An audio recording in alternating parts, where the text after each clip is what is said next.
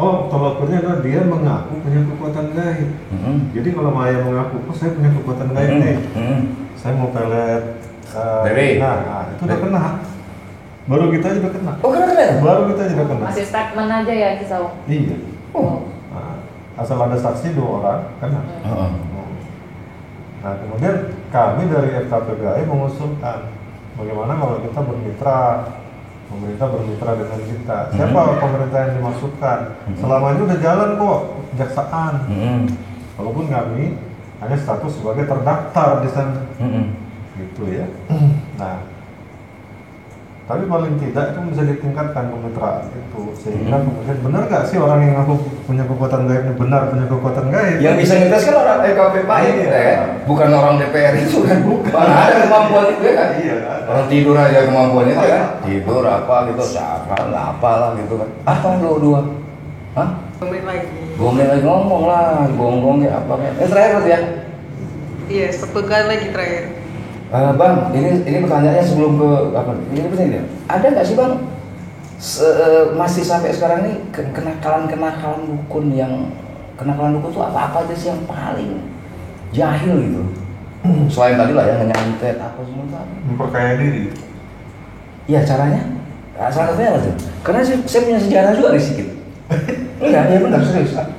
Serius loh bang. Apa dah? Memperkaya diri itu maksudnya gimana? Selainnya tadi, apa tuh memperkaya diri kayak mana? Masih kecil. Yaitu orang penyakitnya medis dibilangnya non medis. Itu udah jelas. Nah, terus kemudian untuk mengatasi itu silakan siapkan dana 50 juta. Setelah disiapkan dana 50 juta, dikeluarinlah paku dan apa-apa dan sebagainya dari badannya. Itu yang menimpa dulu UGB ya inisialnya. UGB itu iya, dia punya banyak klinik. Unit gawat bah gitu. Beda kali itu. Dia punya banyak klinik dan kemudian menerapkan strategi pada karyawannya untuk punya target dalam 1 hari dapat berapa duit. Oh gitu? Iya, itu mau prakteknya contohnya seperti itu. Kemudian ada lagi malpraktek yang lain itu adalah inovasi yang kebablasan. Inovasi yang kebablasan. Iya, biasanya yang berkaitan dengan kecantikan. Oh my god. Oh tusuk apa? Silikon. Silikon, tusuk. Silikon. Iya, dulu kan banyak mempraktek dukun masalah silikon. Ibaratnya alasannya masalah susu, padahal implan gitu. Akhirnya apa? Rusak mukanya. Bang, mukanya orang. Bang pernah nggak sih punya pengalaman gini bang? Saya nggak ngelihat sih, tapi saya gini. Ada satu orang datang nih ke Rere dukun nih. Tapi orang ini bukan orang Indonesia, orang Malaysia. Karena setiap beliau sakit itu hubungin saya, Maya antar saya ke rumah Rere, Saya sebagai itu saya nganter aja nih. Saya nganter aja. Tapi setiap si orang ini datang ke rumah Rere, ya si Rere ngasih mahar. Karena setiap itu dia sembuh.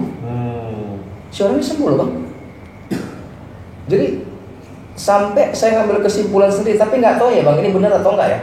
Jadi Rere ini nitipin jin, gitu kayak gitu bang, ke kepalanya si bapak ini. Ketika Rere nggak punya duit, remote yang pegang dia, hantam kepalanya sakit baru datang gitu. Itu gimana tuh? Iya benar itu. Oh, ada yang model begitu ada. Ada ya? Ada. Bahkan dukunnya itu laki ya pakai emas. Jadi caranya dia begitu, persis seperti itu. Jadi nanti kalau udah 3 bulan sepi pasien, dikerjainnya semua ya titipnya, adik kita itu, dikirim-kirimnya ya bang ya? Wah, habis itu datang semua itu. Datang berobat lagi, marah lagi lah. Iya, selalu begitu yang dia buat. Bang, ini ada kejadian bang, ini saya sebutin daerahnya, namanya di Bandung. Daerahnya di Bandung, sebenarnya saya nggak mau sebutin, tapi saya sebutin aja di Bandung. Jadi, disewalah satu tempat. Harganya satu tahun itu 300 juta. Ada 3 couple ini rumah. Ada yang nyewa. Kalau di sana tuh kan kalau nyewa kan nggak bisa setahun, 2 tahun lah minimal. Ada yang 3 tahun, ada yang 4 tahun gitu kan. Ada tiga usaha buka di situ. Tahun pertama orang pertama ini 2 tahun kontrak, nggak sampai 1 tahun cabut. Iya. Ada satu lagi, nggak sampai 3 tahun, dia kontrak 3 tahun ya bang, bayar. Kalau 3 tahun berarti 300 kali 3 900 juta kan? Nggak sampai 1-2 tahun, jauh. Ini yang 2 tahun. Masuk kita bang. Masuk kita di Bandung, bang. Punya kita di Bandung. Punya kita di Bandung nih. 5 tahun bang dikontrak sama kawan kita. Udah. Saya kan nggak ngerti apa-apa saat itu ya. Ceritanya pun saya taunya di perjalanan kan. Jadi jangan ada satu tempat, ada di ruangan itu ada satu ruangan yang tidak boleh kita masukin. Oh. Kan itu bang. Karena katanya ini mohon maaf abu leluhur. Jadi bang, sebelum opening kita ini bang, saya kan anggota saya ada 2 atau 3 di situ. Tiap malam diganggu ular. Bisiknya ular. Udah. Saya sempat bang dijinai saya, disetubuhi saya, diperkosa saya, tapi dalam mimpi bang. Bangun-bangun saya basah bang. Iya mimpi biasa serius. Tapi ular bang. Wujudnya ular. Udah. Satu saat bang, saya mulai agak aneh nih bang. Kenapa ini tempat tidak oke? Saya masih nerima karena itu dibilangnya abu leluhur, jadi kita nggak boleh. Karena setiap tahun datang nih bang, seolah-olah bawa bunga gitu ya, kayak ziarah gitu. Muncul, tapi ini bang maaf ya bang, saya langsung ini saya inisiatif, gitu ya. Udah kosongin nih tempat saya bilang sama kawan-kawan nih bang, ada 6 orang.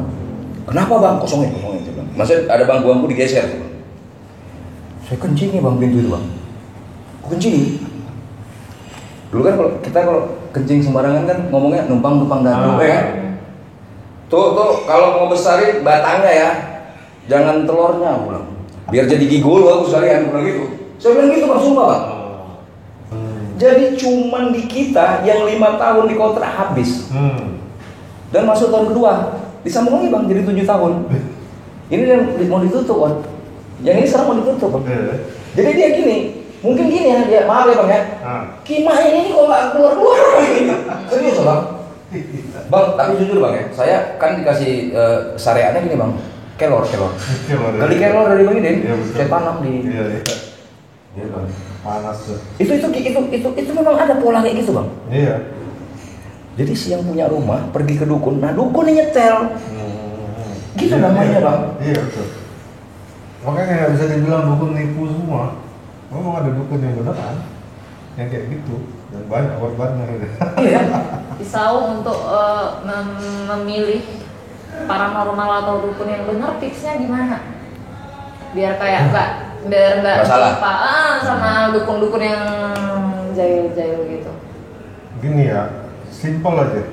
Kalau ada orang ngaku dukun terus kita pasti tahu ya yang namanya PHP ya. Memberi harapan palsu. Jadi belum apa-apa, jadi manusia terlalu banyak, udah lah, nggak usah.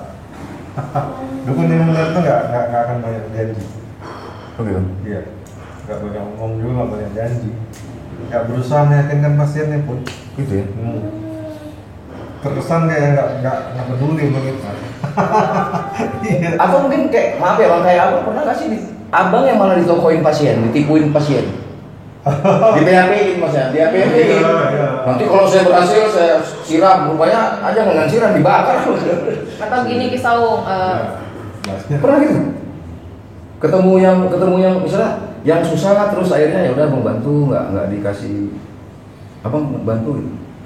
Oh iya ada, tapi sekarang enggak lah karena kebanyakan pura-pura susah. Iya pura-pura susah ya, iya. Tapi bisa ngebaca ya mana yang pura-pura susah gitu. Oh yang janjiin mobil, rumah, janjiin macam-macam ya.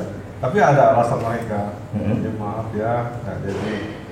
Mobil dapat 2, tapi satu saya jual nih kebetulan orang tua sakit, dulu belum BPJS. Oke. Nah, saya kan ada mobil satu lagi. Iya. Iya kan? Dia kasih itu, nanti kan saya doain lagi dapat Iya. lagi. Iya, dapat Honda Jazz dua-duanya itu. Satu dia jual. Tapi kan akhirnya saya nggak tahu ya biarin lah. Ya Allah, kalau Ronaldo rezeki saya dapat juga kok. Akhirnya saya dapat waktu itu rezekinya. Iya. Kisaung bisa nggak Ya. misalnya saya minta, saya pengen korupsi tapi nggak ketahuan gitu. Tapi korupsi dalam jumlah banyak gitu. Iya. Kayak 7 triliun gitu misalnya. Kalau yang pernah saya bantu orang-orang yang korupsi ini jangan sampai kena kasusnya Ada Kisaung? Ada dulu waktu zaman Pak Harto. Iya. Oh. Waktu zaman itu masih enak ngerjain ini karena belum ada KPK. Iya. Jadi banyak yang Dan- banyak yang lolos. Iya. Tapi kan abang saat itu Berarti permintaan untuk tidak ketahuan korupsi itu ada ya Ada. kisah Om? dan saat itu Kisahung belum tobat-tobat juga, maksudnya belum tobat-tobat kali, karena menghalalkan yang korupsi, sudah jelas mau korupsi kan. Iya sih. Tapi semakin kemari makin paten gak sih Kisahung? makin maksudnya yang nolak ya udah lah, kayak tadi mau ini nggak usah lah. Gitu. Atau dia mau mencalonkan nih atas sebagai apa lah? Anggota dewan Saya tolonglah menangkan saya kisah Om.